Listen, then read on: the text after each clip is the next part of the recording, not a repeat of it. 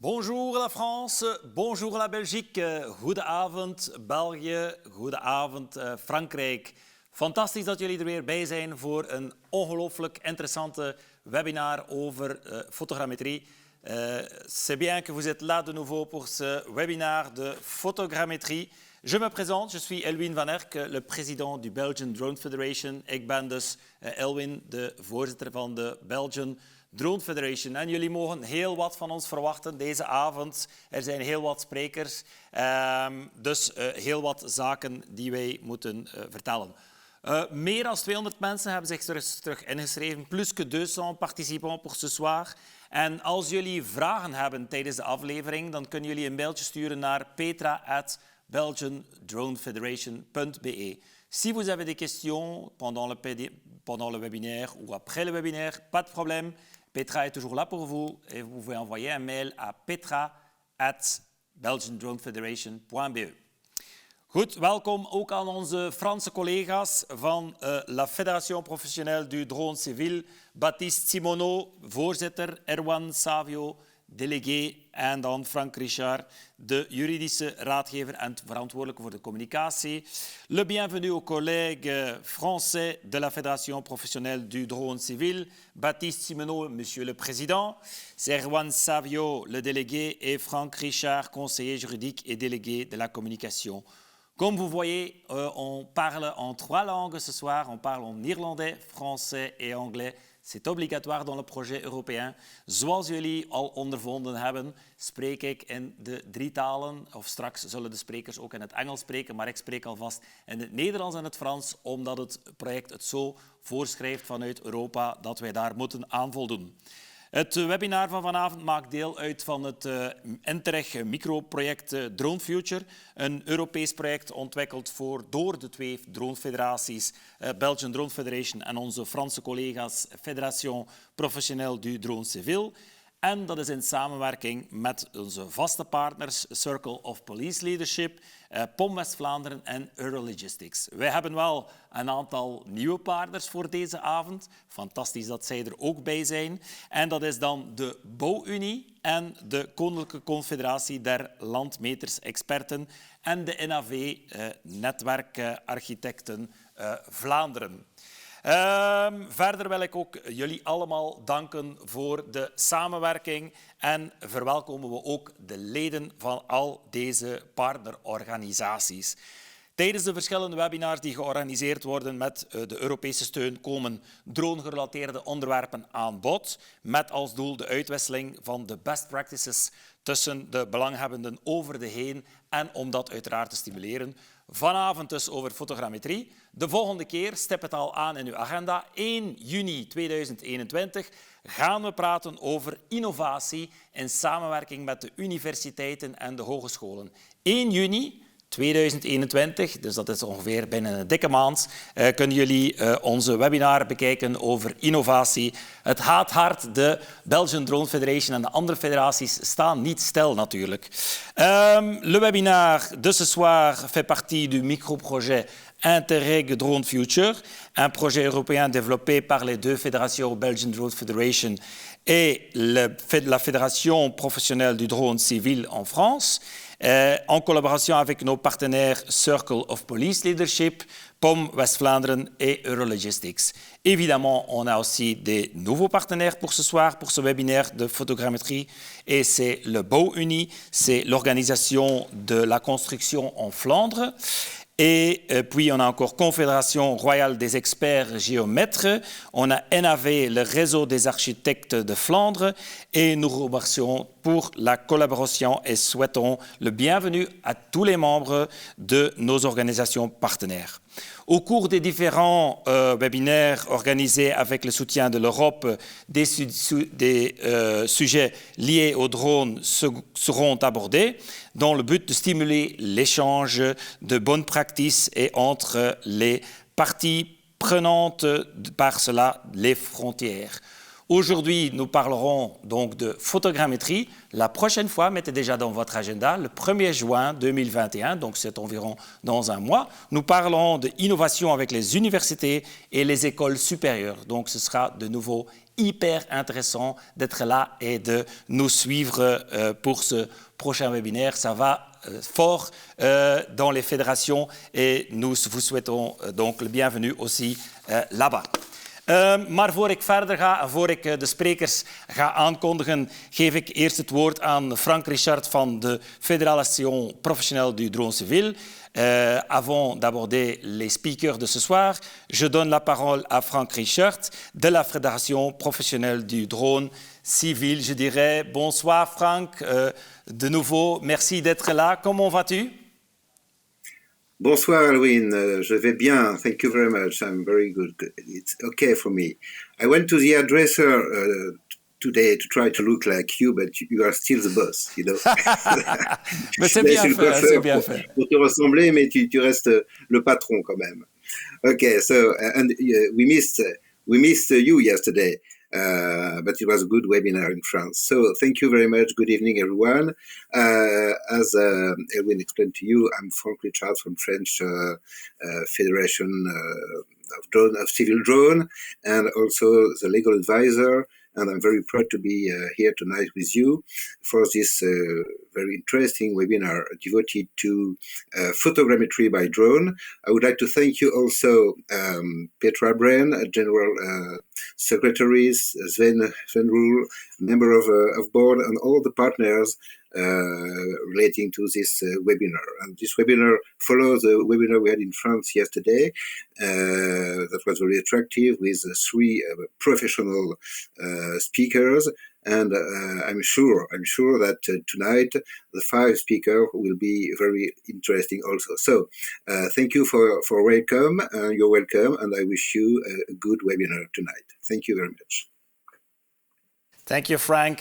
And the next time I will bring my boat too, okay? Okay. Okay, thank you, Frank. Bye bye. Bon, ik denk dat het tijd is voor de hoofdshow. En de hoofdshow, dat zijn natuurlijk de sprekers. En ik neem er meteen 2 sprekers bij. 2 voor de prijs van 1, zou ik zeggen. Want ik begin met Michael de Bouw, een oude bekende natuurlijk. Labo-hoofd van het laboratorium Renovatie en Erfgoed. Wetenschappelijk Technisch Centrum voor Bouwbedrijf WTCB. En omdat niet iedereen ook de sessie van gisteren kon bijwonen, brengt hij ons de mogelijkheden van de 2 technieken fotogrammetrie en laserscanning. En het gebruik ervan bij de opmeting door WTCB in het kader van haar onderzoek naar de optimalisatie van erfgoedgebouwen. Et alors, Michael ne sera pas tout seul parce qu'on a 2 personnes pour le prix d'un. Et la deuxième personne que je peux vous annoncer pour ce soir, c'est Samuel Dubois. Il est chef projet senior de laboratoire Rénovation et Patrimoine, Centre scientifique et technique de la construction WTCB, CSTB, BBRI. Il parlera de l'exploitation plus poussée des mesures pour drones au sein du centre, comme pour les simulations énergétiques et les analyses. Donc, je crois que ce sera hyper intéressant. Ik denk dat het super interessant is. En ik roep ze erbij. Ik zou zeggen, dag Michael, bonjour Samuel. I think we can start, gentlemen. I think Michael will start, and then Michael, you will pass on through the floor to Samuel. So I think the floor is yours, gentlemen. Okay. Thank you for the invitation, Elwin. And then today, we were asked to tell you a little bit about how we at the BBRI are using drones. So I will give a short introduction on what we do. The slides are in French. I will speak in English. Sometimes I will do it in Dutch to change it. So we will have 5 parts. I will go through the first 3. And then my colleague Samuel will go into detail into some cases that we did. So let's start with the context.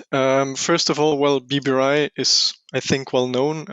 We're a research center doing applied research. In Belgium, our name is CSTC in French and WTCB in Dutch. So for the French, the people from France, well, it's like the CSTB. It's quite similar.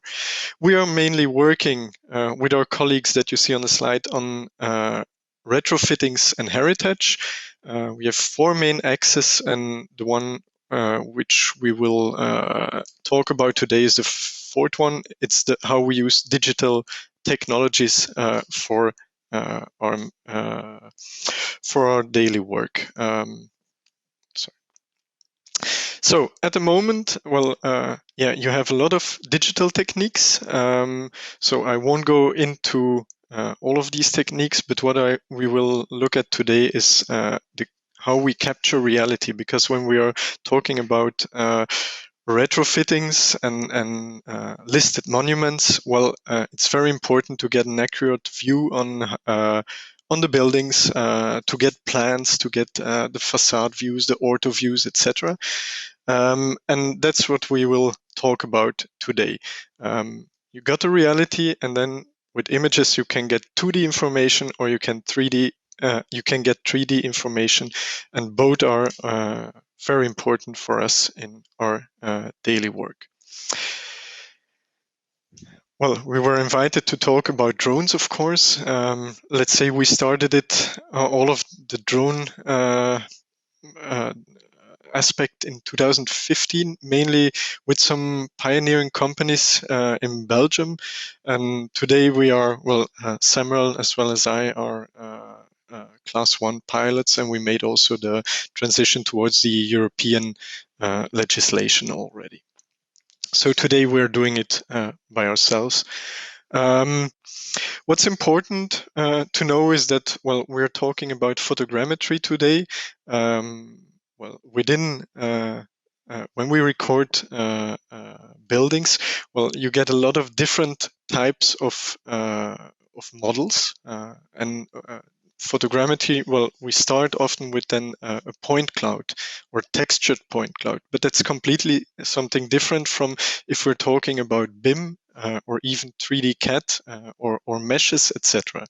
And all of these different types of models have their own possibilities and their own limitations.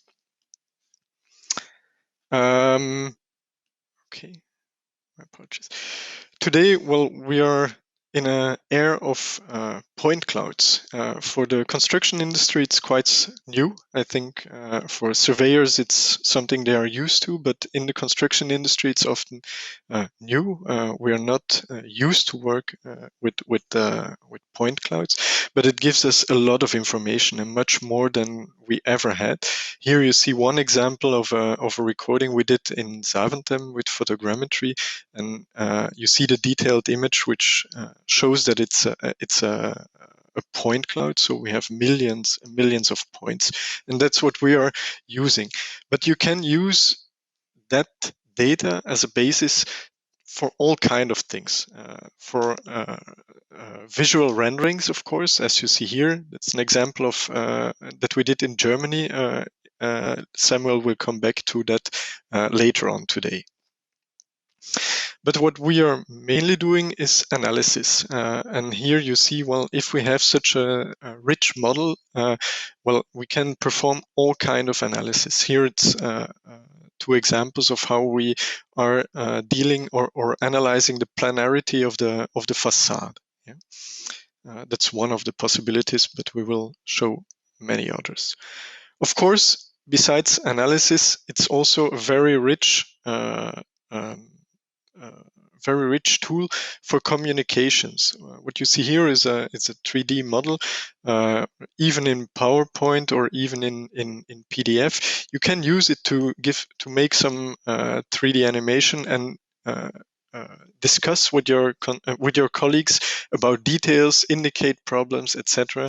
There are many ways how you can share these kind of 3D models. And for us, it's really useful to have such models that you can turn around and can inspect and can annotate to discuss about pathologies and other kind of problems. Now, let's get into the photogrammetry. There are many techniques that you can use to record in 3D the reality. We started with what you see on the top right of the slide. It's a simple handheld camera. It's how we got into 3D photogrammetry. Besides that, you have, of course, the laser grammetry, which you see on the top left, and the 360-degree photos, but that I won't go into that today. But those are all techniques that we use, and of course, the drones, as you see, is the fourth technique that we are using. It depends on what we want to get, depending on the cost, depending on the density of the measurements, and also depending on the precision of the measurements. You will choose another technique, and drones are somewhere in between the handheld photogrammetry and then the laser scanning. They are there in that field and in that level of detail.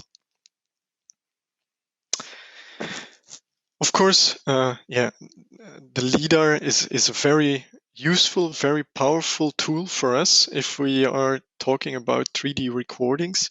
The only thing is it's often on site on the ground, so you can go very high if you need to do recordings, or you need to put the laser scan on a drone. I come back to that later.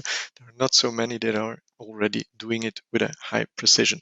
But the advantage of that is, of course, it's very quick. It's within 20 seconds you scan a room. You can do it inside, you can do it outside, you get color information. So it's very powerful and it's very quick.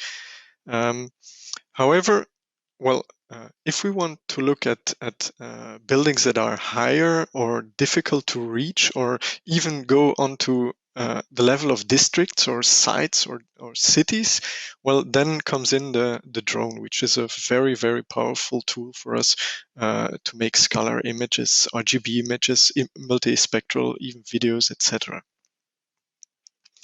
Now, what is photogrammetry, and what is it's the technique that is, well, I think 98% of the drones are using photogrammetry. Well, it's what you see here in this picture. You have a building and you fly around the building in a certain specific path, and you take pictures, simple digital pictures, and you take a lot of them. And all of those pictures, you combine them afterwards in a software program towards a 3D model, which you see here on the slide. Now, we often get the question, is photogrammetry precise or not? Well, for us, yes, but all depends. Both images you see here are photogrammetry, and they are very precise, but has some reasons. One, for the picture on the right side, well, we took a lot of pictures from very close. But on the other hand, or the second point that is important, is that we have a lot of texture. And if you have a lot of texture, such as in listed buildings or historic buildings, well, then photogrammetry is really an amazing tool. But you can, on the top, you see you can put on different cameras on there, RGB cameras. But what we are also looking into is the use of other cameras. For example, multispectral images or other ones to detect pathologies, to detect materials, etc. I can't go into that now, but we will see it a little bit later. And then you will say, maybe, yeah, why don't you combine it and use a LiDAR on a drone? Well, there are different partners doing that, but up till now, the precision of those is not the precision we want or that we would like to have when doing recordings of historic buildings.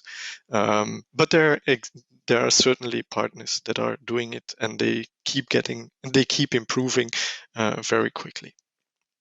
But mainly you will use it for such kind of examples as you see here, so for bridges or larger sites. But you see immediately that it's a little bit less precise than what we could achieve with photogrammetry.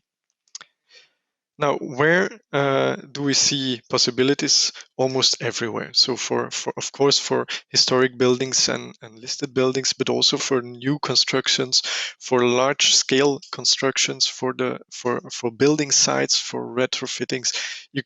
I think the whole of the building industry could benefit from drones and from photogrammetry.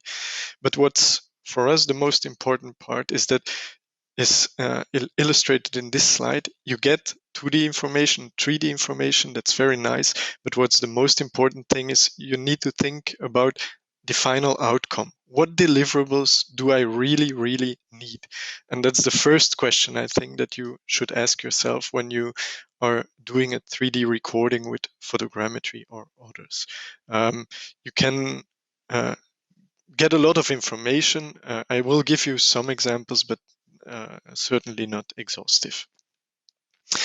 So when do we use it? The photogrammetry and the things, the drones is mainly in different phases of the construction. So the first one is often in if we make a if you just want to make an offer, you can really use it. Here you see a concrete example. It's deteriorated concrete, and what you see there is with photogrammetry a very highly accurate 3D model that we made, and it's a nice model. But what you want to know, or what we wanted to know here, is how many concrete would we need to restore that? And you can perfectly, with photogrammetry, this is a photogrammetric model, analyze that and come to the volume and the surface of the concrete that you would need to restore it. That's one small example for what you could use it. You can of course use it for site preparation. That's a little bit less arduous, but it's typically used for or often used for that. Probably surveyors are more using it there. For inspections, of course, if you see that picture on the right, well, you get a very high detail, even in 3D, on which you can measure and on which you can perform high-level inspections. We also use it very often for this kind of stuff that you see here. So this was a combination of a drone photogrammetry with a normal terrestrial photogrammetry, and we make a full model from the inside and the outside, and what we want to get out of it afterwards are plans, are sections, and then we can start and analyze those kind of historic models, which if we want to get it in that detail by classical techniques, well, we would have measured for weeks, whereas now I think it was 2 hours of measuring, and we had the whole building in high detail. For controls, controle, hier zie je een voorbeeld. Het gebouw is waarschijnlijk wel bij veel mensen gekend. En hier zijn we gevraagd geweest, we were asked here to perform a control, a BIM or CAD versus scanning for a quite well-known building that is completely scheef. And there were some discussions between the entrepreneur or the contractor and the architect, but the techniques of photogrammetry, they made it clear that the contractor had performed his task as he should have done. Is it? Sorry. My apologies. One too quick. We use it also for thermography. I won't enter into that. Samuel will in detail and in 3D. So I go over that. It's possible. And then just to say to you, well, one of our missions is to showcase all of these techniques, and there are several initiatives that we have. So here you see some projects in Flanders where we go on site and show what is possible. We are not commercial, so we are not flying commercially and doing commercial things, but we help the construction industry to see what is possible with drones, with photogrammetry, with digital techniques. So we have several projects running on that.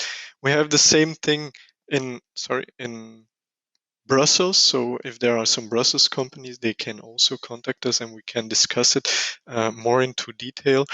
And I'm almost at the end of my part. Here, well, we have some demo centers that are being constructed in Flanders, in Wallonia, and a mobile hub, all to support the drone companies and the building companies to discover these techniques and see what is possible with those techniques. To do that, well, we use a lot of tools ranging from, if we look at the drone, from the Mini up to M210. We're also using a lot of software because the software is very important when doing photogrammetry. I won't enter into that, but if there are questions, we are happy to answer those. And we are also aware of the new legislation and the problems with that. So we are also in the Belgian Civil Drone Council in order to see how we can help get the drones flying and recording as they should. So I will then give the word to Samuel, who will, he's a colleague of my lab and also drone pilot. We do many missions together, but he will present you some concrete cases that we did with our lab so that you get good examples of how we use it. So Samuel, please. Okay, I hope you can still hear me now.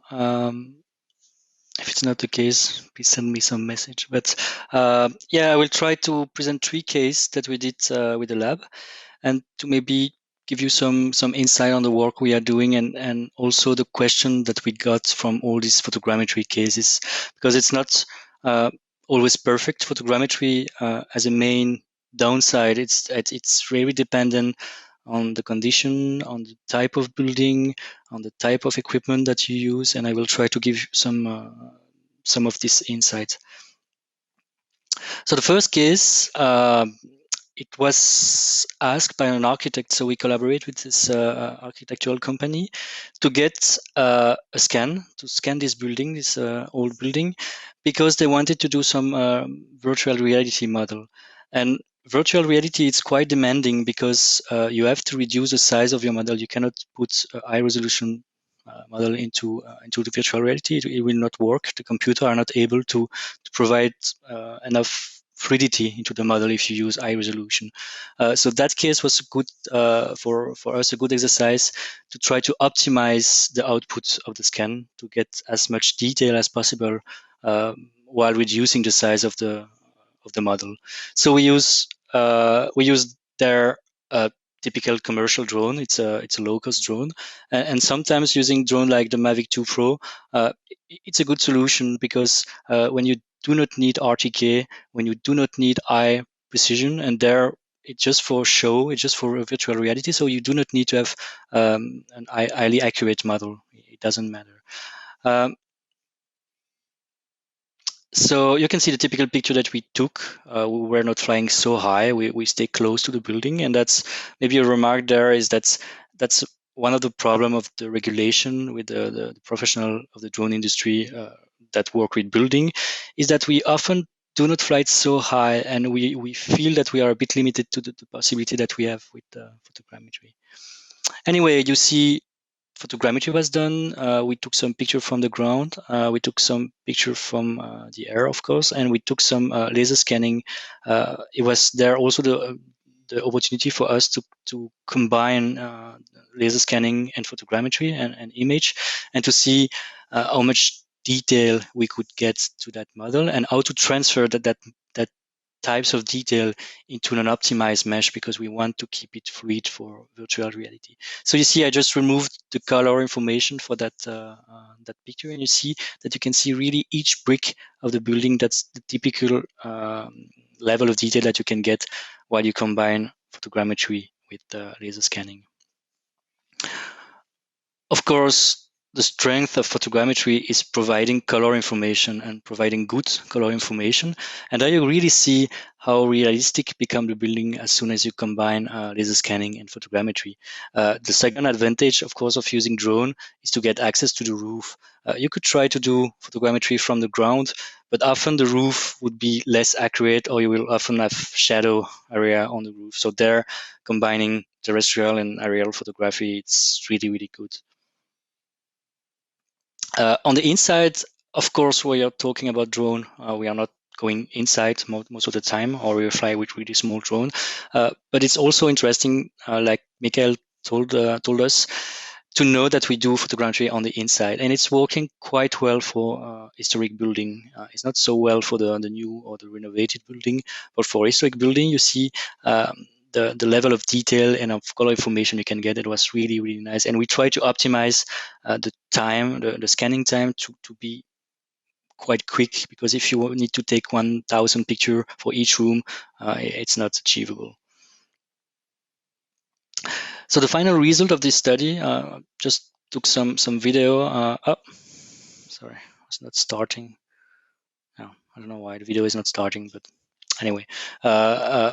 The final goal of this study was to include this 3D model into a kind of a beam viewer, and this type of animation, you can include some characters, some cars, some life into your model. It's really helpful for the architect to provide views to their project, so that people can understand what's the idea behind the project. And so there, I think the project was quite successful into reducing the size of the model and keeping as much detail as possible. The second case of the tree that I'm going to present is about making a 3D model with thermography.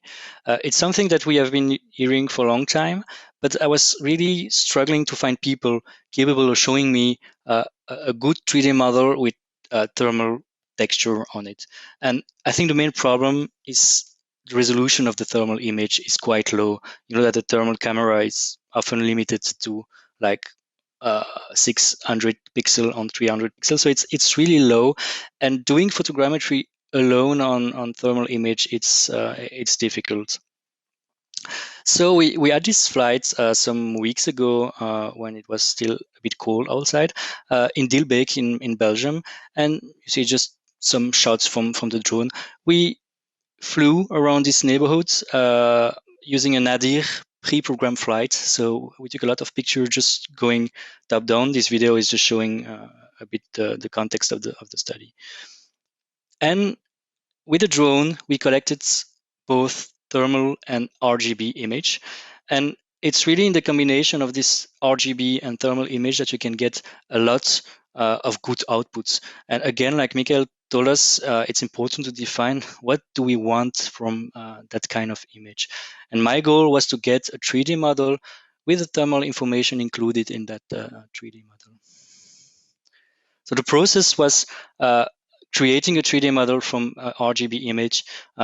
It's now quite easy if you get enough picture. If the lighting conditions are satisfactory, you can get a really nice model. And we took some time to know how to transfer thermal image, the thermal texture on that model. And with trial and error, we finally got this model, which I think it's really nice, again, to communicate about thermal data. Of course, thermal data is difficult to analyze because you know that it's not, if you see a hot spot on a roof, it doesn't mean that the roof is badly insulated. It can mean that there is a local system that's eating a bit too much. And if you see a cold roof, it doesn't mean that this cold roof is highly insulated. It can be a house that's not occupied. So analyzing thermal information is not easy. But having this 3D model with thermal texture, I think it's quite nice. It was a bit challenging, but at the end we managed to do that without having RTK information linked to the thermal image. So for me, it was quite a nice case to discuss. Ah, a white slide there. Okay, the third case is the one I'm going to go much deeper into, because I think it was really a nice. It was a lot of lessons for us. It was the first flight that we did on a large scale with the M210, which is quite a big drone for the ones that doesn't know this drone. It's a large drone. It's heavy, but you can lift thermal camera, you can lift RGB camera, you can lift a lot of equipment. So it was a nice device to test, and this was the opportunity for us to collaborate and to try a lot of different process. For that, we went to Germany and we collaborate with the IBP Fraunhofer. We had this building and it's located on their side, and there are a lot of offices that they are using in that building. The problem is that they wanted to do a thermal model of that building. By meaning thermal model, I mean a model to simulate the energy behavior of that building. The problem they got is, of course, as it is an old building, there is no plan available, or this is the kind of plan that you can find. So of course it's quite limited. You do not know if it's still the right configuration. It's not enough. If you want to do a thermal simulation, you need a lot of information, and having only old plans, it's not satisfactory. So we went there, we took the drone and the laser scanner again, and we tried to get as much data as possible. And you will see that the problem is not getting a lot of data. It's after that to valorize this data in the best way possible. So we flew there. It was also an adventure to get the authorization to fly it in Germany, but I think we finally managed to find the good way of doing it with the local people coming and seeing that we were flying according to the local regulations. So it was also really interesting for us to discover that. And so at the end, when you combine photogrammetry with laser scan, again, the level of realism that you can get is really, really impressive. You see all the details, all the damage of the building are recorded in 3D. It was for us really impressive to discover this new kind of combination. Again, another room of the building, each element is well reconstructed. You see the white wall are also better reconstructed when you use laser scanning, of course. If you are using only photogrammetry, most of the time you will see some defect on the white walls, and that's one of the main downside of the photogrammetry, of course. There is a small video I decided to make to allow to see the difference between laser scanning, photogrammetry, and combining laser scanning and photogrammetry. And what you can see there is that when you combine the two, you get the best of both worlds. Sorry, so you get the high geometric accuracy of laser scanning, and you get the the accurate color information from photogrammetry. You can see that laser scanning is a bit the color are not realistic. You have some shadow problem at some point because the laser scanning is always seeing what's around him. But if you get an obstacle, you have always this risk of having some hole in your model. So the technique, it's really important to understand the technique. You see there with laser scanning some defect around the grass, for example, some missing data there. So combining data is really nice. Of course, it's a lot of work. It's not always feasible. So there, like I told you, the goal was to provide data for doing energy simulation. And basically, what you need is geometry for your model. You need to identify the different material of your building, and you need to diagnose to see what's the energetic condition of your building and what's the damage, the pathology that you can find on your building. And basically, doing high resolution scanning, photogrammetry, allow to get all this data or most of this data. The thing that we cannot see, for example, is the material that are hidden. Everything that's not visible, you cannot guess that with photogrammetry, of course. But you get a lot of information for us. It was really interesting. Again, the reflection is here about transforming the data. You have 3D data, you will switch to 2D data when it's needed. You will do planarity map, you will do cross section, cut section, and all this process. At the moment, we feel that it's not well documented. There is no guidelines to choose what's the good deliverable for the good application. And we are really into that reflection of how to transform the data to get to the right people. Some people, they just need orthophoto of the facade. They will just need the elevation of the facade. And for other people, the 3D information is really interesting. If you do not need a 3D information, there is no need to provide a 10 gigabyte model of that building. It will be impossible to use and really disappointing. So there, of course, the basic use to do a thermal simulation is to do a horizontal cross section. And you, as soon as you do that, you have a floor plan of your building. And of course, it's really useful to start from that floor plan and then draw your building. And maybe there I have a small remark is that we are not so much into scan to BIM. We agree that BIM is really a wonderful technology, but often people are not familiar with BIM. So we had to find other ways of transforming information so that it's usable for people not using BIM. And using image like this auto views or cross section, it proved to be quite useful for a lot of professionals. Again, by combining data, you can access to a lot of interesting information. There we could superimpose, we could put the old plans on top of the new one and see exactly what's the current condition, what was true on the plan, where is there any difference with the original plan. So it's always really nice. And again, as a communication tool, 3D scanning is wonderful. You can provide that. It's really, that kind of image is really talkative. I don't know if I can say that in English, but it's really interesting. So all of this data was used in several ways at the end to provide this basic building shape for the thermal simulation. So maybe you can ask, yeah, why do you need so many data if the final goal is just to do this strange SketchUp model? It's because, of course, again, you can get a lot of other information for the model. Because in a thermal simulation, you have to include all the material of the building, all potential damage can have an impact on the performance of the wall. So you have access to all of this data, and you can provide this additional data to the modeler, which is always useful. So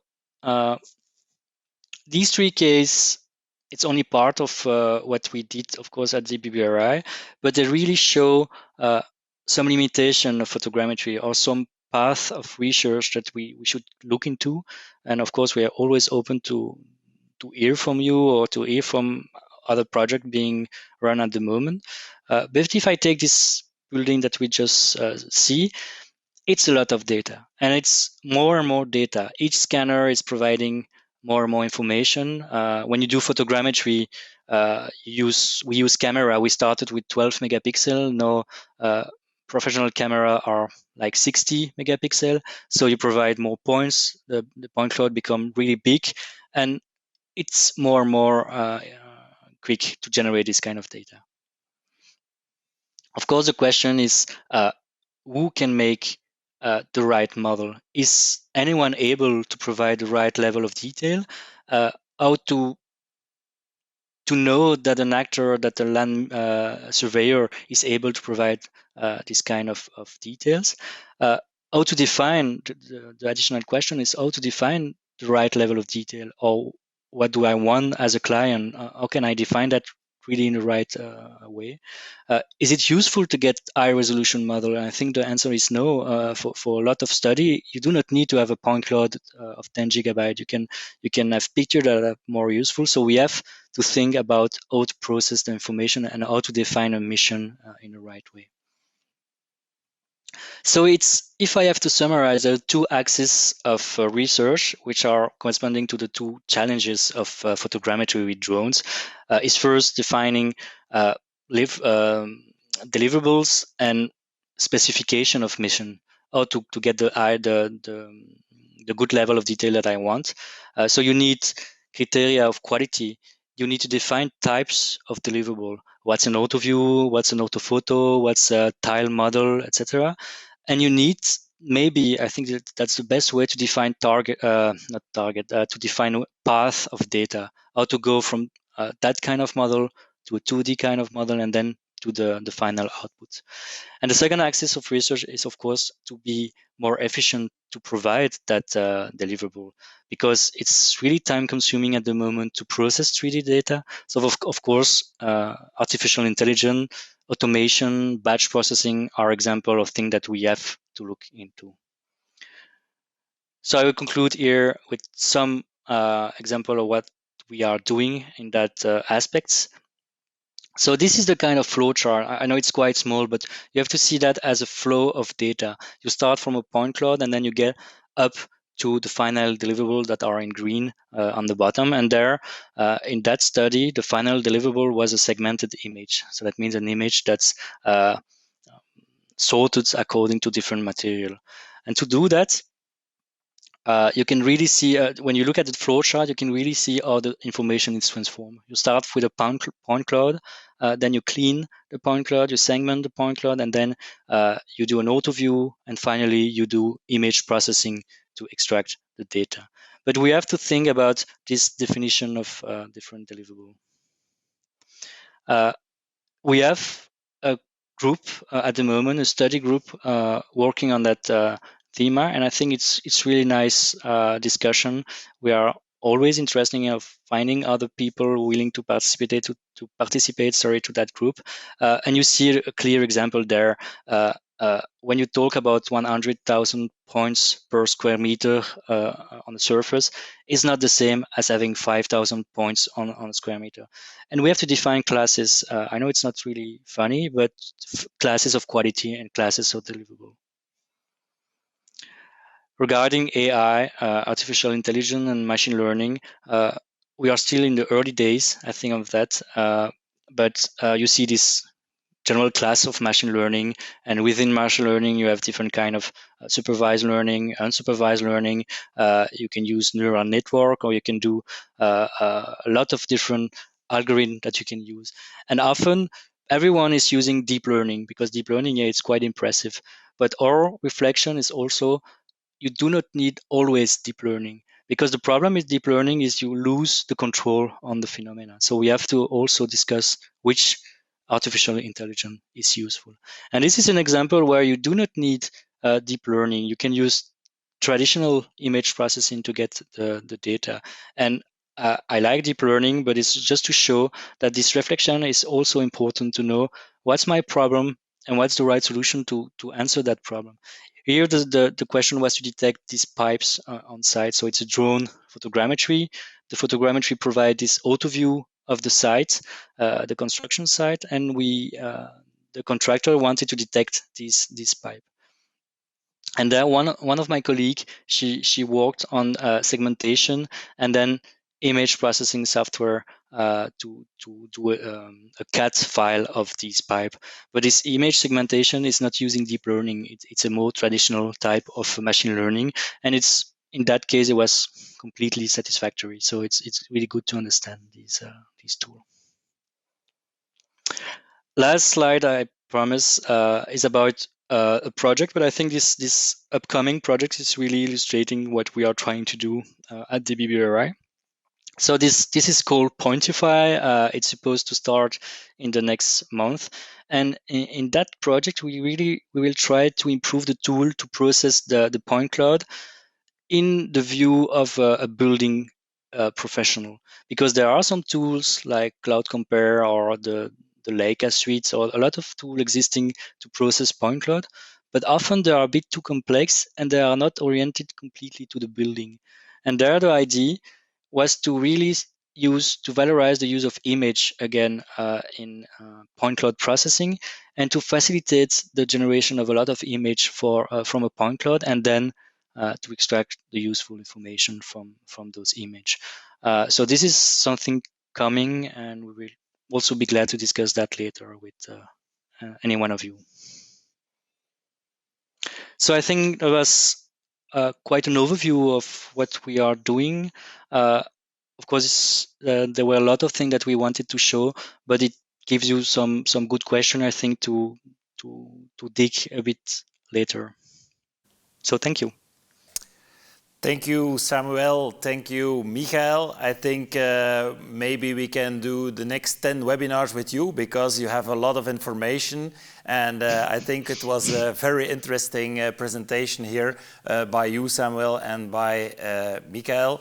Thank you for that. I hope to see you soon on new projects and keep up the good work, I would say. Thank you. Thank you so much. Then I think it's time to go to our next speaker. Our next speaker is Baptiste Simoneau. Il est directeur du format drone, application pratique dans la cartographie et aussi la volumerie des calculs des stocks, restauration des monuments classés, captation aérienne des lasers. Dus we gaan over nu naar Baptiste Simoneau van Frankrijk, directeur van format drone. En ik zou zeggen, bonsoir Baptiste, comment allez-vous? Bonsoir, merci. Merci de me recevoir et très heureux d'être là. Merci d'être là.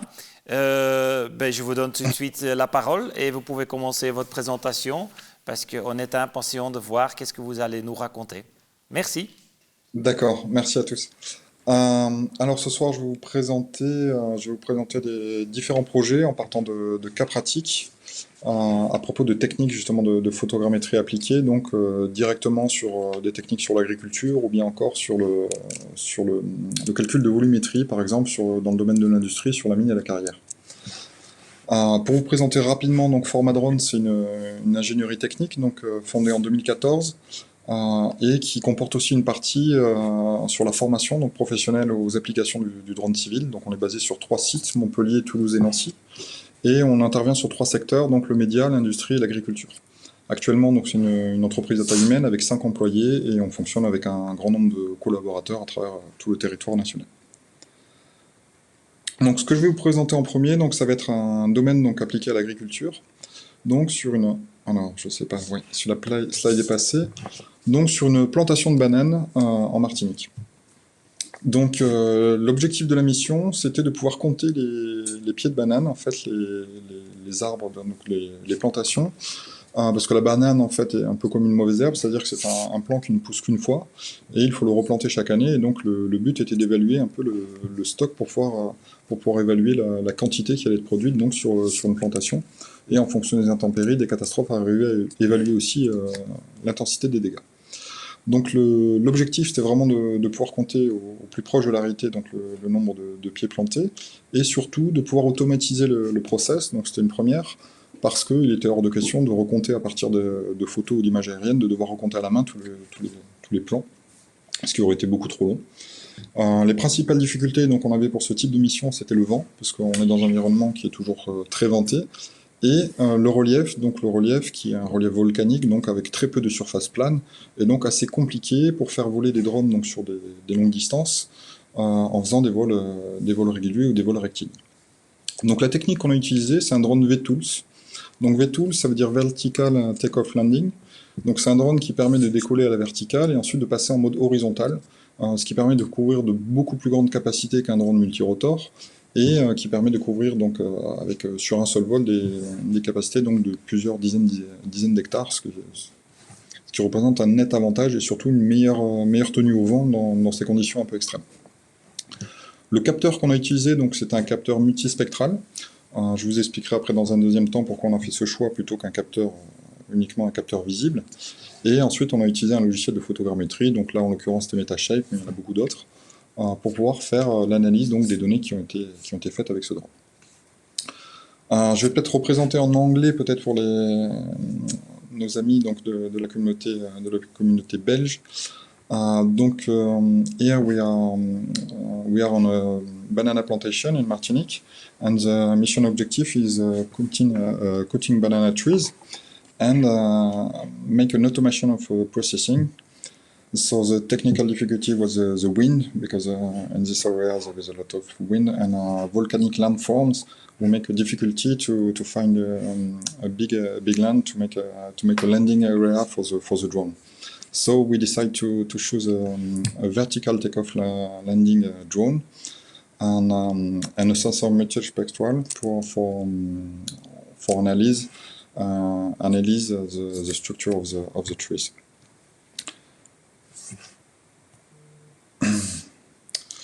Alors ici, après qu'on ait donc fait le vol et associé donc une très grande quantité de photos, on se retrouve donc avec une cartographie en 2D.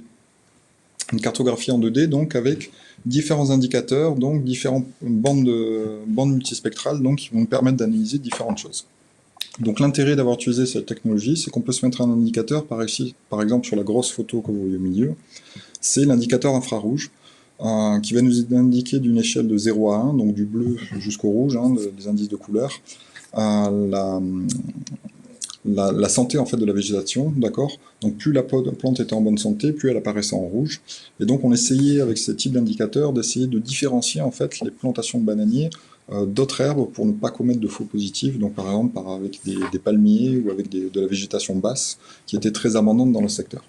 Donc on voit ici qu'on a quelque chose qui est pas vraiment uniforme, mais assez difficile à discerner, donc différentes plantations, puisque sur la même plantation de bananes qui se trouve au centre, on a des plantes qui sont en bonne santé, d'autres en moins bonne santé, dû à différents facteurs qu'on va essayer d'analyser plus loin.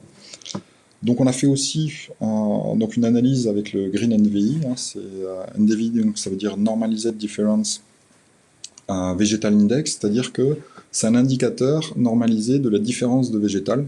Donc là, on a fait un indicateur de différence par rapport à la photosynthèse, par exemple. On a pu faire différentes, ici par exemple la biomasse, et en bas c'est par la teneur en eau. Donc on a essayé de différencier, encore une fois, la plante de bananier par rapport à d'autres plantes, pour pouvoir faire un comptage le plus efficace possible. Donc finalement, la solution qu'on a retenue, ça a été de pouvoir comparer avec une méthode croisée, donc entre le contraste, la texture et la structure. C'est-à-dire qu'on s'est rendu compte que la structure de bananier, le bananier donc avait un indicateur de structure déjà qui était une forme en étoile, et qui permettait donc déjà, rien que par la combinaison, donc en abaissant le contraste, donc ici en l'occurrence à droite on est sur de l'infrarouge, de permettre de mieux différencier en fait les plants de bananes des palmiers, ce qui n'est pas possible avec la structure, et pas possible avec la texture, puisque ces arbres sont très très proches en fait. Donc on a fait un premier passage avec cet élément, cet indicateur, et ensuite, donc une fois qu'on a pris ces trois critères en compte, on a développé donc un petit algorithme simple en Python qui nous a permis donc de pouvoir faire le comptage donc des structures qui étaient reconnues automatiquement donc sur l'orthophoto.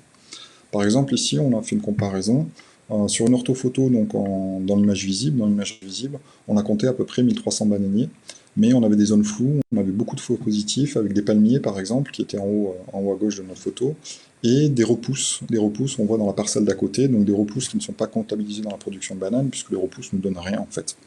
C'est des rejets qui ne vont pas être très productifs.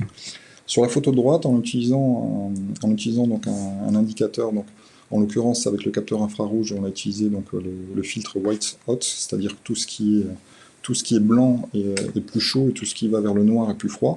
On a pu mieux analyser la structure donc et la forme des bananiers. On arrive à un comptage beaucoup plus précis puisqu'on a fait de l'échantillonnage pour vérifier sur nos parcelles avant de tout recompter, je veux dire avec l'algorithme. Et on arrive à 1200 bananiers, donc sans faux positifs, sans prendre en compte les mêmes palmiers qui étaient pris sur la photo d'à côté, et sans utiliser, donc sans avoir les repousses. Donc c'était une réussite de la mission, et ça nous a permis donc de pouvoir faire toutes les autres parcelles en acquisition de données, et ensuite en automatisant le process de comptage, donc, ce qui a permis de réaliser donc quelque chose qui n'était impossible à faire avec d'autres techniques, par exemple manuelles, ou devoir les compter ou de devoir repasser sur chaque photo. Donc ça c'est pour une première analyse, voilà le type de travaux qu'on peut faire en combinant donc de la photogrammétrie et différents types de capteurs, donc ici capteur visible, capteur multispectral et notamment avec de l'infrarouge. Après je vais vous montrer donc une autre étude qui va être donc sur le calcul de volumétrie par exemple sur des carrières. Là on est dans l'application pratique. Alors sur les carrières, l'objectif c'est calculer le volume des tas de matériel, donc ça peut être du gravier, ça peut être du sable, ça peut être différents composés, et de pouvoir faire donc un contrôle régulier en fait de l'état des stocks par exemple, ou l'état d'excavation qu'on va pouvoir faire sur une mine ou sur une carrière.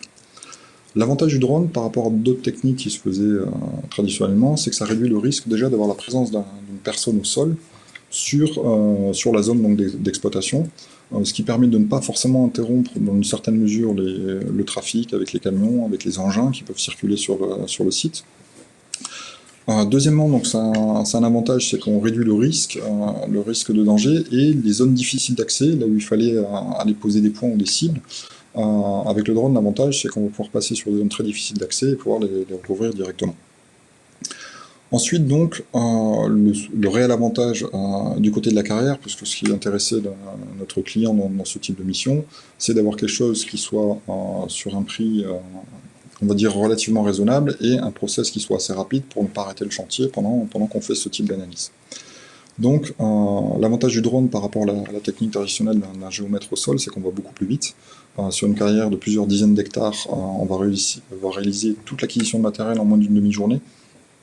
Et en plus, on arrive à un coût, donc forcément, de facturation qui est moins important, puisqu'il y a moins de temps de personnel au sol. Sans oublier, bon, il y a quand même une étape à faire en seconde, donc qui va être d'analyser les données au bureau, mais là aussi encore, on va essayer de trouver des process pour automatiser la procédure et de pouvoir développer à partir d'algorithmes, donc des process automatiques. Et ça donne aussi d'autres avantages qui sont qu'on va pouvoir fournir aussi un relevé de haute qualité, donc en imagerie aérienne, qui vont pour servir pour des projets par exemple de communication, des projets de réinstallation, de réaménagement par exemple d'un site, ce qui n'était pas possible en faisant du relevé avec des outils géomètres traditionnels. Alors sur la slide suivante, on a cherché donc à essayer de trouver une technique, par exemple, pour automatiser donc l'évaluation de la volumétrie d'état. Donc en première phase, on a réalisé donc une représentation en 3D donc du modèle de la carrière, et on a commencé donc par analyser sur un tas, à essayer de comparer, à faire un modèle numérique de terrain. C'est-à-dire qu'on a appliqué des courbes de niveau et on a ensuite essayé d'évaluer la différence entre les hauteurs et par combinaison de colorimétrie, pour voir si on arrivait à différencier donc l'état des autres zones qui n'étaient pas d'état. Il s'est avéré que c'est une technique qui est assez complexe, parce que sur une carrière par colorimétrie, on a beaucoup de choses qui, avec la poussière et tout ça, qui sont dans les mêmes tonalités de couleurs. Et la photogrammétrie, donc lorsqu'on est sur un capteur visible, ça va être principalement par association de couleurs qui va différencier, donc par exemple de la végétation haute, de la végétation basse, ou les zones de terrain ou les zones construites au-dessus du terrain. Donc, on n'a pas réussi à automatiser entièrement la technique, mais on a réussi, donc, en détourant à la main simplement les tas, au bout d'un moment, à faire entrer dans l'algorithme que chaque tas donc, pouvait être analysé et calculé indépendamment, donc on peut calculer le volume de chaque tas. Donc on va dire que c'est un process qui était à la fois automatique et à la fois manuel, qui permettait quand même de gagner beaucoup de temps, mais on n'a pas pu l'automatiser à 100%. Donc pour reprendre un peu tous les principes de la photogrammétrie, ce qui est le plus important dans une mission quand on veut l'appliquer à un terrain, par exemple ici, là on a encore d'autres exemples de tas, vous voyez, l'avantage c'est que on n'est pas obligé d'arrêter, effectivement quand on fait ce type d'analyse, puisqu'on n'est pas obligé de monter sur les tas, on n'est pas obligé d'arrêter donc les machines qui travaillent sur la zone, et l'avantage aussi c'est qu'en appliquant ces courbes de niveau, en plus de savoir la volumétrie des tas, on a directement une indication de hauteur des tas qui peut être donc très utile sur l'exploitation de ces carrières.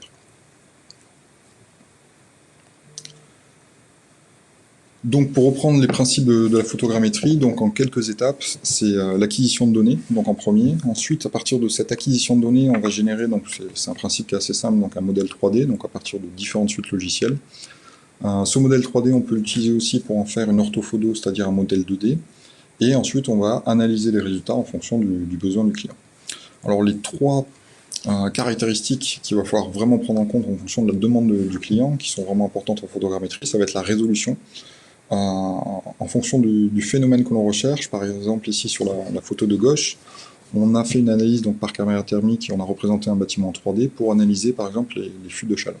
Alors c'est pas parce qu'on a des zones chaudes que c'est forcément des fuites de chaleur, il y a tout un tas de paramètres à prendre en compte avec des caméras thermiques, comme les indices de réflexion de certains matériaux, comme la température extérieure, comme le taux d'humidité de l'air, mais ça permet quand même de voir un certain nombre d'éléments qu'on va pouvoir analyser plus en profondeur après.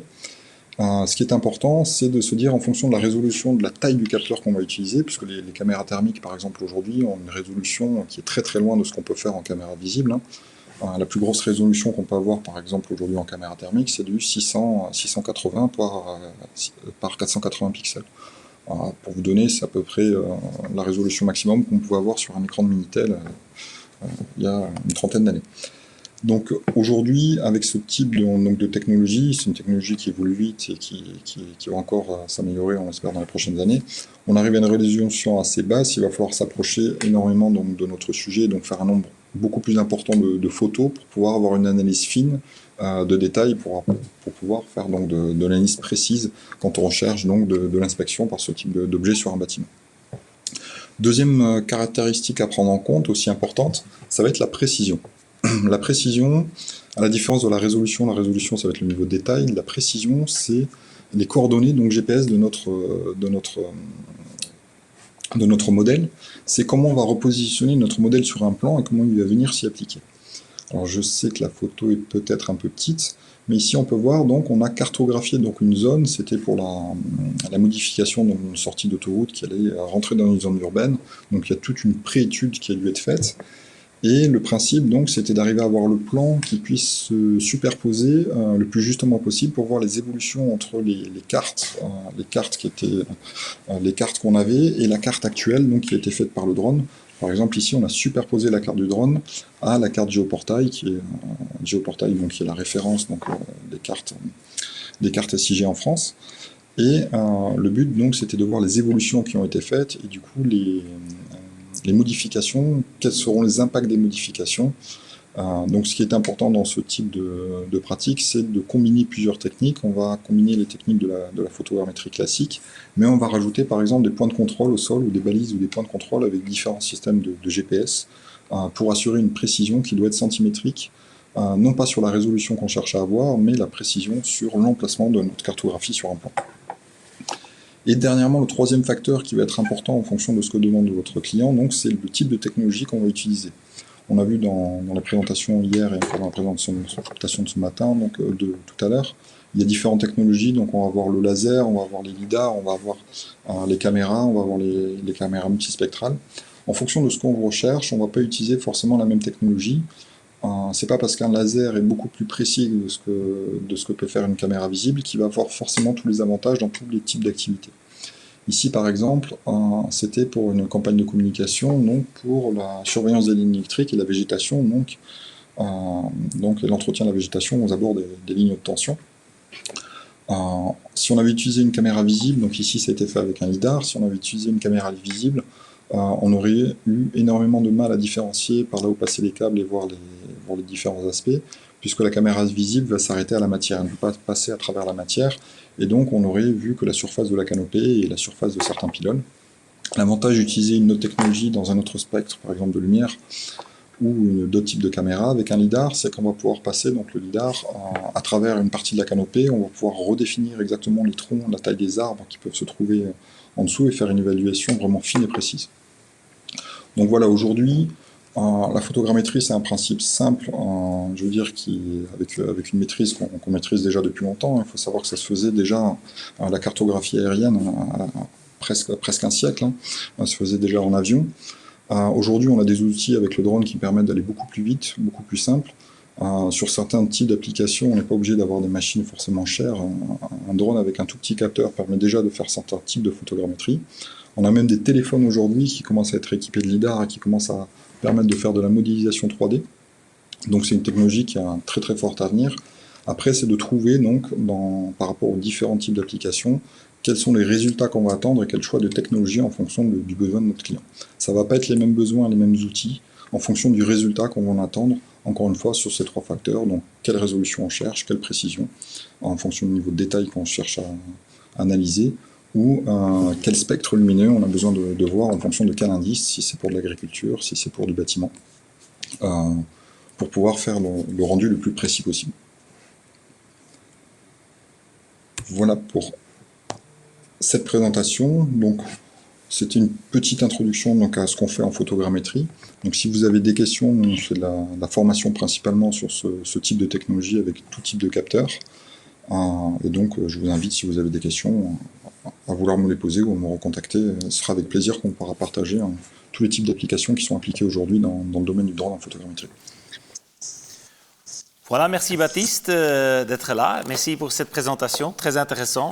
J'espère qu'une prochaine fois, on se verra en vrai, donc, et qu'on puisse se J'espère bien. revoir. Donc, mais merci pour ton temps et à la prochaine fois, je dirais. Merci beaucoup.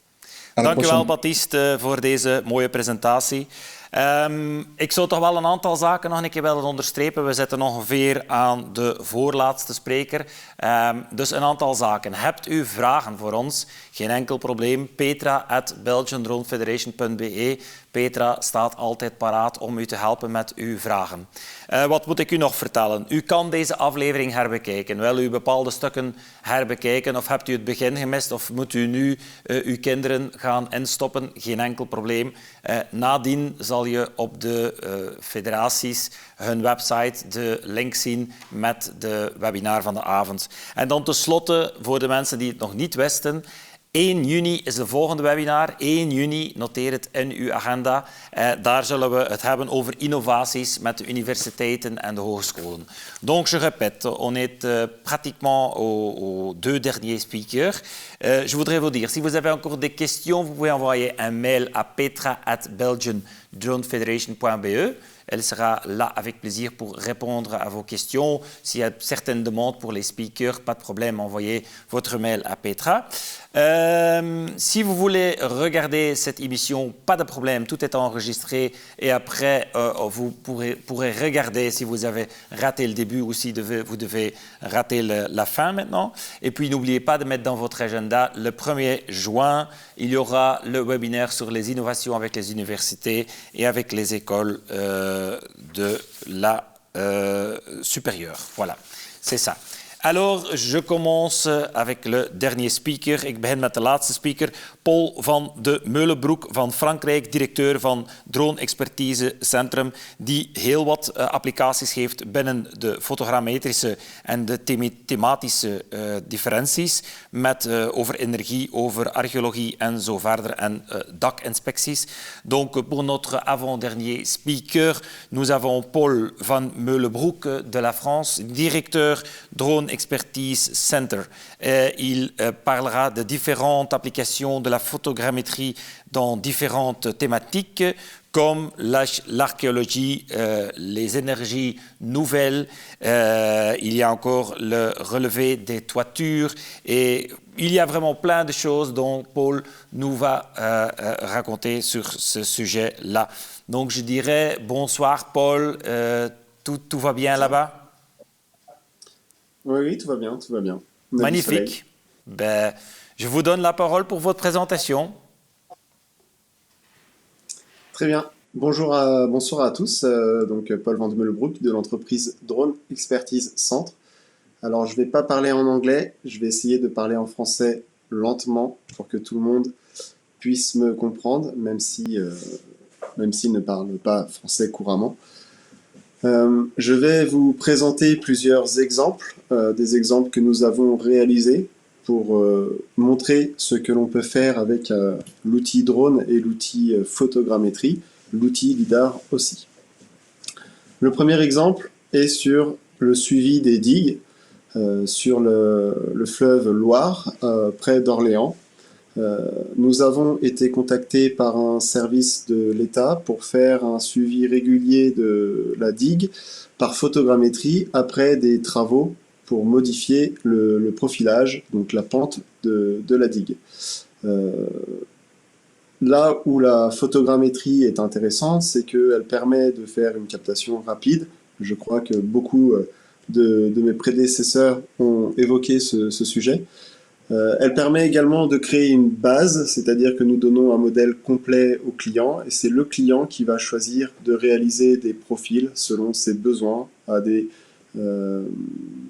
intervalles réguliers.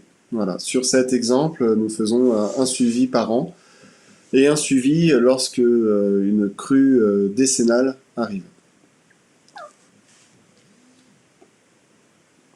Un autre exemple sur le suivi des digues. Donc là, il s'agissait de produire un MNT de très très haute résolution. J'insiste sur le très très haute résolution suite à un effondrement lié à un affaissement par la présence de calcaire.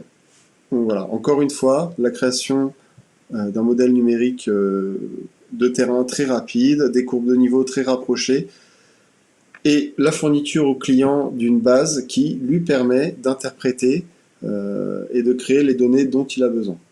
Voilà. Donc ça, c'était les premiers exemples.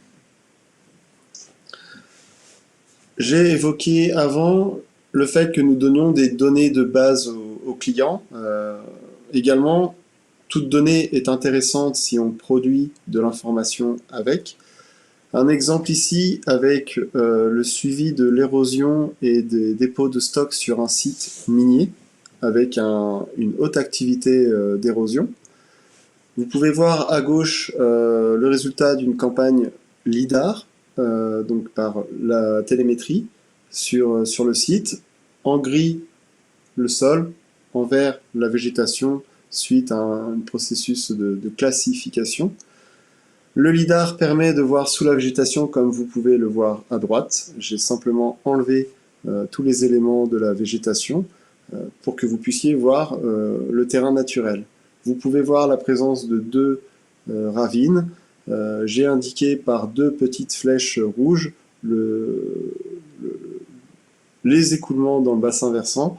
L'objet étant de savoir le volume de sédiments qui part des ravines et le volume de sédiments qui se stocke dans ce parc. Forcément, si c'est une ancienne mine, il y a des problèmes de pollution qu'il faut savoir gérer. Donc la création de données de base géoréférencées, calées et son interprétation dans le temps permet, à partir de cette base, de créer une information de suivi. Un quatrième exemple qui a été très largement évoqué, qui est la cubature, savoir calculer le volume de stock composé de matériaux soit dangereux, soit difficiles d'accès. Ça aujourd'hui, le drone, c'est vraiment quelque chose qui est réalisé de manière récurrente. C'est toujours important d'avoir une base pour comparer le matériau à la base, pour vraiment connaître exactement le volume du matériau. Donc même si vous passez par drone, il est important d'avoir un plan de recollement ou un plan qui a été fait au moment des travaux pour pouvoir juste simplement comparer. Alors, un petit exemple sur une phase de test où là il s'agit à partir d'une captation RGB, d'une captation multispectrale sur une parcelle, de compter le nombre d'arbres morts. On est vraiment dans une phase d'expérimentation avec un suivi qui a eu lieu en automne et un nouveau suivi qui va avoir lieu dans quelques semaines. L'idée étant de reconnaître de manière automatique le nombre d'arbres morts. Bien sûr, on va passer par une phase manuelle pour avoir une base de travail et ensuite dire la solution automatique approche du comptage manuel. Heureusement, la parcelle est petite, on peut faire un comptage assez rapidement.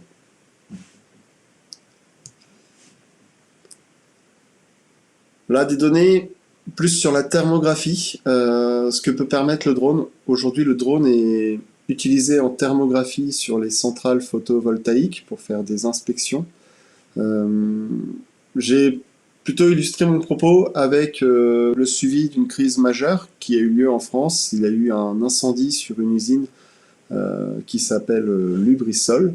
Donc là, voilà, pendant 21 jours, 24 heures sur 24, 7 jours sur 7, nous avons réalisé, quand il ne pleuvait pas, un vol toutes les 30 minutes pour produire des données thermographiques de suivi d'un bâtiment. La question était de savoir, on ne peut pas rentrer dans ce bâtiment. Est-ce que ce bâtiment, les températures à l'intérieur augmentent avec un risque d'incendie? Et donc, donner au client un rapport automatisé toutes les 30 minutes et un rapport journalier 2 fois par jour avec différents critères. Voilà. Donc aujourd'hui, le drone peut être aussi utilisé dans le cas de surveillance. Encore une fois, c'est un outil. Utilisons les bénéfices de l'outil pour le mettre, pour l'utiliser à sa juste valeur et en tirer les avantages. Également, la photogrammétrie, on fait une copie de l'existant, on fait une copie numérique de ce que l'on prend en photo. Alors il y a des implications très concrètes dans le patrimoine.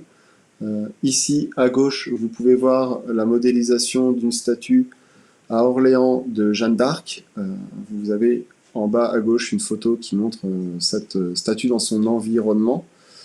L'idée étant qu'avec des lunettes virtuelles ou de réalité virtuelle, on puisse aller facilement voir certains détails de la statue qui sont invisibles lorsqu'on est en bas.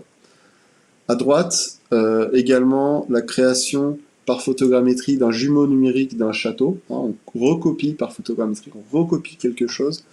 L'idée étant, pour ce château, d'aller inspecter les cheminées. Des travaux également vont être faits sur ces cheminées, et l'entreprise qui réalisait ces travaux devait faire un échafaudage pour chaque cheminée, donc lui donner encore une fois une base de travail juste, calibrée, vérifiée, lui permettait d'anticiper les échafaudages et de limiter ses déplacements. Voilà, vous avez sur un autre cas en bas à droite, sur une église, l'église modélisée et l'entreprise qui avait projeté ces échafaudages, parce qu'elle dispose de cette base d'échafaudage via un catalogue sur différents logiciels, Revit ou SketchUp. Encore une fois, la photogrammétrie permet de recopier des ensembles beaucoup plus grands. Ici, vous êtes sur une structure portuaire dans le nord de la France de 300 hectares. L'objectif était de réaliser un jumeau numérique de cette zone, toutes les façades visibles, pour qu'ensuite soit installé un système de gestion avec suivi des déplacements, etc. Vous êtes sur une zone sensible.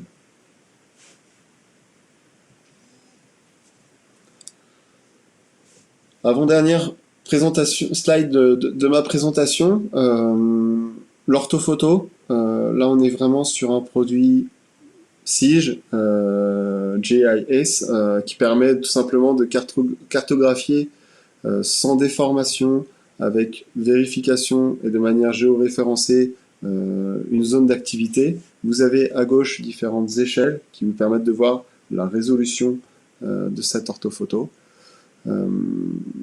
Toujours dans toutes les études faites par drone, on entend donc, ça a été défini avant, le mot résolution qui permet de dire quelle est réellement la taille de l'image par rapport à la réalité. Mais c'est important aussi de prendre en compte la précision ou surtout l'accuracy, qui est savoir la différence de positionnement de cette orthophoto par rapport à la réalité. Et bien transmettre ça au client par rapport à ses besoins. Voilà. Et je finirai ma présentation par un petit voyage extraplanétaire. Avec la photogrammétrie, on peut aussi utiliser par exemple les données du rover et pas river. Rover pendant son atterrissage et créer tout simplement la surface de Mars. Alors là, je vous parlerai pas de précision parce que j'ai aucun élément. J'ai malheureusement pas pu poser des points de contrôle sur Mars, mais voilà, c'est quelque chose pour montrer en fait la robustesse de cette technique, et finalement tout est à créer avec cette technique. Si on a les bonnes bases, on peut vraiment faire ce que l'on veut. L'objectif étant d'allier l'outil avec une expertise pour appliquer le traitement que l'on veut et donner un résultat au client qui s'intègre parfaitement à ses besoins sans modifier ses habitudes. Voilà. Merci Paul pour la présentation. Peut-être que tu seras le premier qui va voler avec son drone jusque là-bas. On ne sait jamais. Que tu sois peut-être petit ami avec Elon Musk et que tu peux régler quelque chose, peut-être. Ah, c'est Thomas Pesquet en France. Ah, voilà. Ben, on verra alors. Paul, je te remercie en tout cas pour être là avec l'info. Et on se verra dans un des prochains webinars où tu pourras peut-être encore donner plus d'infos là-dessus. Merci. Voilà, merci, bonne soirée encore. Voilà, Paul van de Meulenbroek, die dus misschien de volgende keer wel met een drone naar de maan zal vliegen om daar zijn fotogrammetrie te gaan uitvoeren. Wie weet. We zijn aangekomen aan onze laatste spreker. Oh, het is al bijna gedaan, maar last but not least, zeer interessante spreker ook nog om af te sluiten. En blijf dan nog eventjes bij jullie, want ik heb nog wat informatie nadien samen met Sven. Maar de laatste spreker is Christophe van Oost, professor aarde en klimaat aan Université Catholique de Louvain. En hij zal spreken over iets zeer apart, bosdynamica met drones. Dus fotogrammetrie, lidar en vooral ook machine learning. Monitoringproject voor de herbossing en koolstofopslag in de dichtbeboste tropische gebieden met behulp van low-cost UAV, DAB workflows. Ce soir, le dernier speaker maintenant. Restez avec nous parce qu'après, je fais encore un petit chit-chat avec Sven et je vous donne encore quelques infos très intéressantes. Mais d'abord, on va écouter Christophe van Oost, professeur à l'Université catholique de Louvain. Christophe, bonsoir. Christophe, goedenavond. Bonsoir, goedenavond. Goedenavond, Christophe. Ik zou zeggen, u bent de laatste, maar last but not least, the floor is helemaal yours. Dank u wel, merci. Good evening to all of you. I will give this seminar in English to accommodate both French and Dutch speakers. So today, actually, I would like to take you on a small trip to Africa. I think it's not a bad idea, given the travel limitations we have with the COVID situation. So I hope you will enjoy this short trip. But before I start, I would just like to describe briefly the research department I'm in. So I'm a professor in physical geography. So we do a lot of mapping. We use drones. But drones are always like a small part of a bigger set of tools. So we use remote sensing from satellites to aerial photography, drones. We also have a lot of field observations, and we also have a lot of work which we do in the lab. And so our specialty actually is the carbon cycle. We study how soils, how forests change in the context of climate change, global change. And for that, we actually have a specific focus on the tropics, both in South America and in Africa as well. So at this moment, we have about 10 PhDs that are actively using drones in the context of their research projects. So we use LiDAR, we use photogrammetry, also use spectroscopy, also some radar. But given the fact that I'm a scientist, I like details, of course. So I will not give you an overview of all these different projects we have. What I would like to do today for you is to dive a bit more into detail in one specific project, which relies heavily on photogrammetry. Okay, so there we go. And this project actually is centered around carbon offsetting based on reforestation in the tropics. Why the tropics? Well, it's well known that tropical forests have a very high carbon density, and so there's a lot of carbon in these tropical forests. You're probably also aware of the fact that many of these tropical forests have been removed by deforestation. So it actually means that if we go to use reforestation projects, they actually offer a huge potential to recapture that carbon that is now in the atmosphere back into the terrestrial ecosystem by reforestation. And it's in this context that reforestation plays a very important role in carbon credits and emission tradings. But as always, it's economics, and the benefits you can get from investing in a reforestation project, they heavily rely on certification. You need to be able to certify that you're actually capturing carbon into your investment. And of course, if you want to be certified, you need to monitor. But one of the issues we have is that monitoring tropical forests is extremely challenging. And up to date, this is usually done using manual field works. So you send out people into the very dense forests of the Congo Basin. They measure the height of the trees, the tree trunks. So this is very time and labor intensive, very difficult, very costly. So more recently, of course, there are more advanced approaches to assist in this monitoring of how much carbon is captured into forests. I will not talk today about satellites and airborne methods. They exist. They have some advantages. They also have a lot of disadvantages. But I would like to focus on the UAV approaches. So nowadays, of course, we can put a LiDAR on a drone and use LiDAR-derived point clouds to estimate how much biomass and how much carbon is in a specific forest. And just one thing you need to know, so if you want to know how much carbon is into a forest, you actually basically need to know how high the trees are in your forest. So I suggested, okay, it should be very easy to use a LiDAR. I know. So DAP basically is digital aerial photogrammetry. So the camera-based 3D modeling, which has a few advantages relative to LiDAR. So it's low cost, it's very flexible, it has a very high spatial resolution. If you go to the advantages of looking at LiDAR systems, well, the big advantage of LiDAR is, of course, that it has a very high penetration capability. So you can actually basically look through the forest, you can see the canopy, you can see all the leaves, and you can also see the ground, which actually allows you to look at digital surface models, so the top of the forest, and you can also look at the ground level, the terrain itself. And if you have the top, if you have the bottom, that means you can easily calculate tree height. That's why it's a very high quality product. If you look at the disadvantages, well, if you look at photogrammetry, the disadvantage is that it's a passive sensor. Basically, we look at the reflectance of the sunlight. It has a very low penetration capability. So usually you only have the top of the forest, which you can see. If you look at the disadvantages of the LiDAR, it's basically that it's a relatively high cost.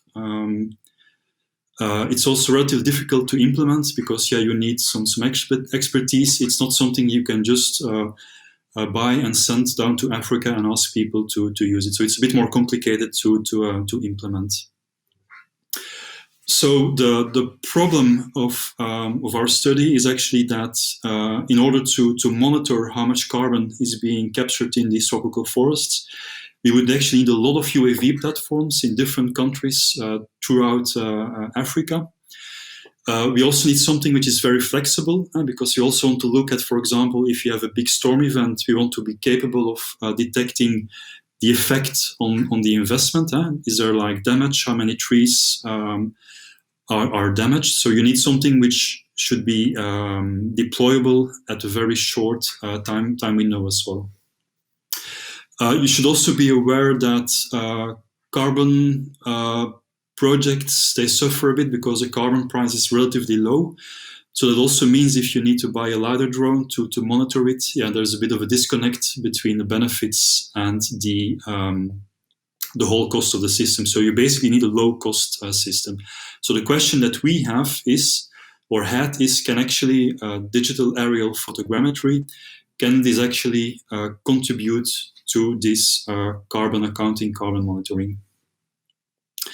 A little bit of background. So on the left, you see a point cloud, where the dark points actually are a point cloud derived from photogrammetry with UAV in a forest in Congo. The light dots are actually on the same study site, a point cloud derived from a LiDAR system, aerial LiDAR system. So what you can see on that is that the top of the trees are equally well presented by both LiDAR and photogrammetry. But of course, if you look at the ground, you will see that the LiDAR has many, many points, all the way from the top, all the way down to the floor of the forest. But if you look at the photogrammetry, you can see that in some cases it touches the ground, in some cases it goes deep, while in other cases it's not actually capable to penetrate whatsoever the forest. So in that sense, photogrammetry is not that useful because you cannot estimate tree height based on these clouds. So if you look a bit at the statistics, so if you look at LiDAR data, which is here described as ALS, you can have about 1,000 points on the ground per hectare easily. So that's very good to interpolate. So you can have a very smooth and very good prediction of the ground. If you look at the photogrammetry, you end up with only 18 points, so 50 times less the density points per hectare. So that's not very high. So the challenge that we had in this study actually is, can we actually extract the information from this photogrammetry point cloud by using machine learning to identify the forest floor? Because if we'd be able to do that, we could, instead of using LiDAR, we can use the much more low-cost DAP systems, much more easily deployable. And the second question is, okay, if we can detect the floor, to what extent can then photogrammetry be used to estimate how much carbon is being stored in these forests relative to a reference method, which in this case is the LiDAR-based method. Okay, just some details about the study. So we have a very low-cost but efficient PPK, so RTK PPK setup, which is custom-made. So the whole system itself, base station included, drone included, camera included, is about less than 2,000 euros for one single system. And so we did some tests near Kisangani in the Democratic Republic of Congo. The reference method on the same site, of course, was based on an aerial LiDAR. So on the right, you can actually see an example of such a point cloud. And again, you can very nicely see the points from the top all the way down to the bottom. They represent the forest very well.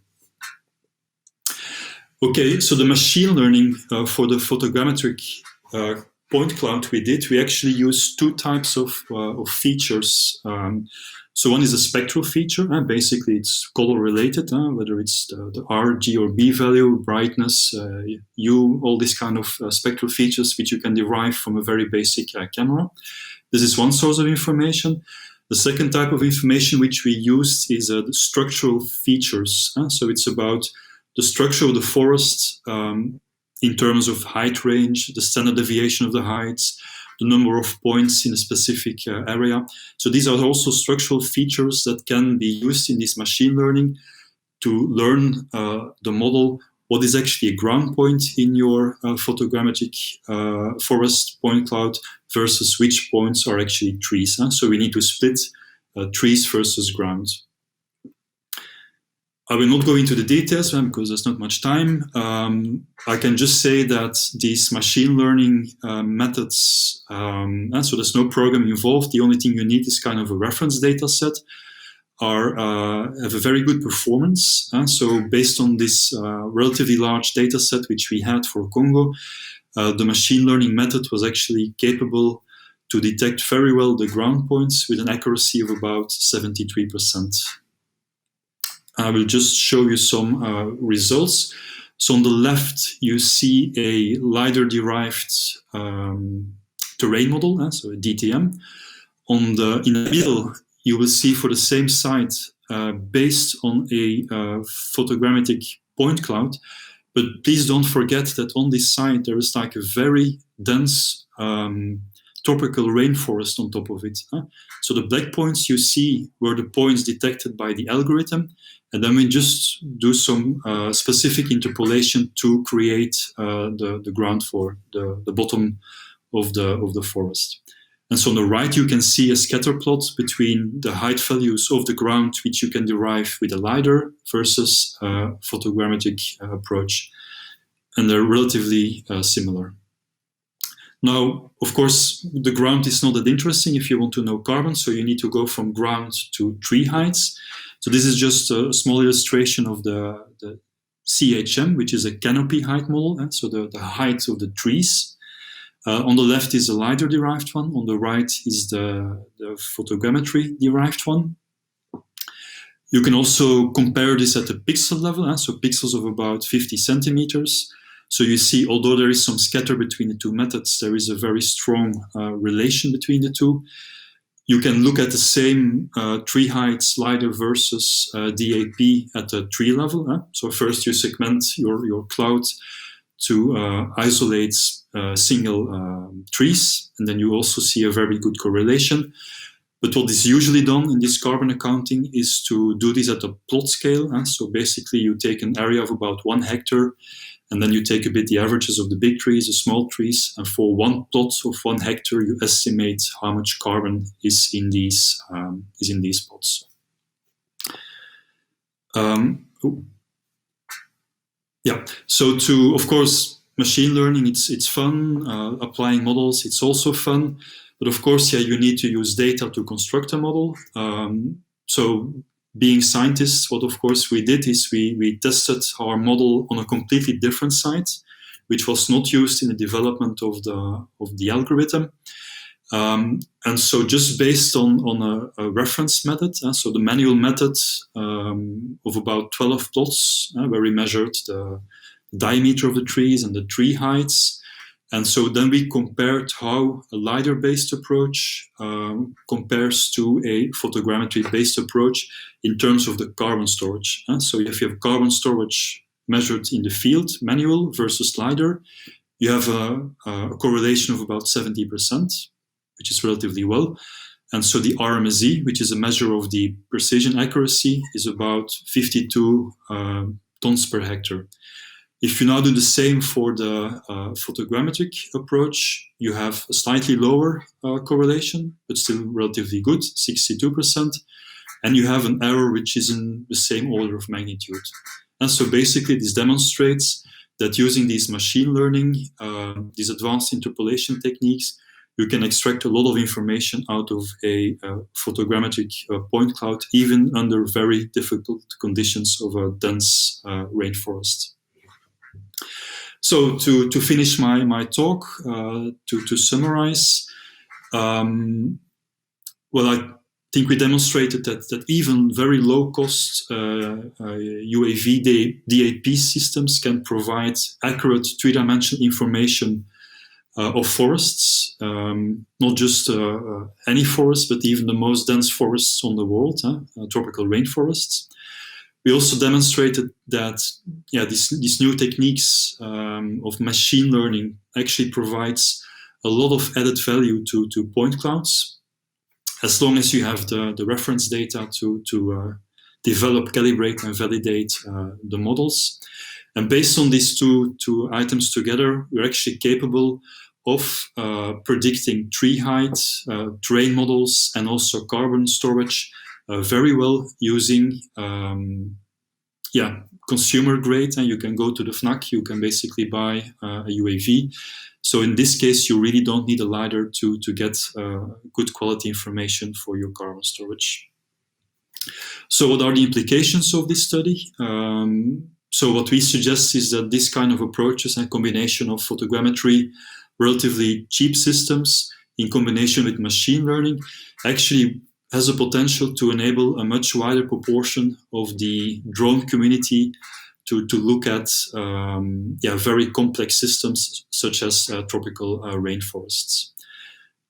Of course, it also enables to upscale. You're not constrained to a few plots, but using, for example, the drones that we used, you can actually easily do several thousands of hectares per day. And then, we think that this really has potential to assist in a wider range of whether carbon accounting or even conservation-related programs in this specific environment of the tropical rainforest. And then I would just like to conclude with some nice pictures from the study site and the local people that assisted in doing the field work. There we have Héritier. So if you're interested, you're more than welcome to ask questions or contact me on my email address. That's it. Merci beaucoup. Dank u wel. Thank you, Christophe, for this nice presentation. I have a special message for you. The next time you need an assistant, I will volunteer to come with you, so that's no problem with that nice pictures. I think it would be very nice. Yeah, that's an appointment. Thank you, Christophe, and see you next time. Dankjewel, Christophe, en hopelijk snel tot de volgende keer. En ik zou zeggen, keep up the good work voor dit. Goed, beste mensen, we zijn aangekomen bij het einde van deze webinar, maar niet zonder dat we nog een aantal extra informaties meegeven. Blijf nog eventjes, nog een 5-tal minuutjes en dan gaan we eruit. On est venu à la fin du webinaire, encore 5 petites minutes. D'abord, je vais demander Sven de nous rejoindre. Ik ga vragen aan Sven om erbij te komen, want Sven was eigenlijk vanavond mijn stem. Ik weet helemaal niet zoveel met fotogrammetrie, maar Sven heeft het allemaal heel mooi voor mij voorbereid. Het was fantastisch, Sven, dat je het allemaal gedaan hebt. Bonjour Sven, tu étais ma voix aujourd'hui, parce que si je racontais des choses intéressantes, c'est à cause de toi, c'est parce que toi, tu as bien tout préparé ici pour moi, comme ça, je ne disais pas des bêtises. Sven, comment as-tu vécu cette soirée en cours? Est-ce que tu peux nous donner une petite conclusion de la soirée? Oui, bonsoir Elwin, bonsoir à tous. Alors je ne serai pas long, mais quelques mots pour clôturer cette soirée riche d'expériences et de partage de travaux. Je dirais que ce webinaire a été une fois de plus l'occasion de réunir plusieurs experts venant d'horizons différents, mais partageant le même intérêt pour le drone et ses applications. Les différentes présentations ont révélé à la fois tout le potentiel du drone dans les différentes study cases qui ont été exposées et ils nous ont démontré le spectre extrêmement large des applications possibles dans la photogrammétrie. Nous avons aussi pu découvrir ou redécouvrir pour les plus aguerris les différentes techniques utilisées, photogrammétrie, laser, lidar, ainsi que l'importance de bien identifier à la fois les besoins du client, du livrable, mais aussi les impératifs exigés par la mission, les contraintes du terrain. L'aspect de traitement des données en bout de course est également un point crucial dans la séquence de la photogrammétrie. Enfin, je dirais que pour souligner un des points forts des différentes interventions, a été de pouvoir aborder des questions complexes au travers de nombreuses illustrations pour une meilleure compréhension de la technique. Cette approche, partagée par tous nos intervenants ce soir, a permis, je pense, à tous les participants, quel que soit leur niveau dans la photogrammétrie, de trouver des informations très utiles et surtout de susciter l'envie d'aller plus loin dans la découverte des applications. Alors ce moment de conclusion est aussi un moment le moment de remercier tous nos experts de ce soir pour ce partage d'expériences et ainsi que un remerciement pour les participants qui nous ont suivis. Nous vous donnons rendez-vous le 1er juin pour notre prochain webinaire sur le thème de l'innovation. En om te einden, nogmaals bedankt aan alle onze experten van vanavond voor het delen van hun ervaringen en ook aan alle aanwezige deelnemers. We zien jullie graag op 1 juni voor onze volgende webinar over het thema innovatie. Un dernier petit point pour souligner l'excellente collaboration avec nos collègues de la Fédération française, de la Fédération professionnelle du drone civil, et un tout grand coup de chapeau à notre chef d'orchestre Petra, qui, grâce à qui tout le travail de l'ombre mais d'organisation permet la bonne organisation de ces webinars. Voilà. Goedenavond iedereen, bonsoir à tous. See you soon, fly safe. Merci Sven, dankjewel Sven voor deze heel mooie woorden. Merci à toi Sven, merci à Petra ici, merci à Kenzo pour la production. Dankjewel Sven, dankjewel Petra, dankjewel Kenzo. Ook namens het bestuur, dankjewel voor deze prachtige avond. Want zoals Sven het zo mooi zei, hebben we heel wat mooie sprekers gehad. Dus zoals Sven het zei, 1 juli, volgende webinar. Daar kunnen jullie kijken naar de webinar van innovaties. Ten tweede, hebt u vragen voor Petra, stuur naar Petra@Belgian Drone Federation. We hebben trouwens al wat mailtjes binnengekregen hoe de mensen spontaan een mail kunnen krijgen van ons. Geen enkel probleem, u maakt zich lid van de Belgian Drone Federation en dan wordt u natuurlijk up-to-date gehouden met de informatie en met alle extra's. Deze uitzending is ook te herbekijken, dus neem zeker de moeite als u een stuk gemist hebt of als u bepaalde zaken wil herbekijken om dat te doen. Ik wil nog eens ook het INTERREG-project bedanken, want het is dankzij hun dat we deze webinar gratis kunnen aanbieden en dat we dat ook kunnen doen met alle leden. Ook dank aan de andere federaties. Je voudrais donc encore une fois remercier tout le monde. Le 1er juin, nous vous verrons pour le nouveau webinaire Innovation. On a eu déjà des questions, comment devenir membre. Donc, si vous voulez devenir membre de la fédération et avoir des infos, vous allez à Belgian Drone Federation ou bien vous envoyez un mail à petra@belgiandronefederation.be, aussi pour les autres infos. Et pour finir, je voudrais vous dire que ce webinaire a été avec INTERREG l'Europe et c'est pour ça que nous pouvons vous offrir le webinaire gratuitement. Je voudrais terminen le webinar. Ik zou zoals altijd onze webinar met de gewoontegetrouwheid willen afsluiten door te zeggen, par dire, drones are good, fly safe.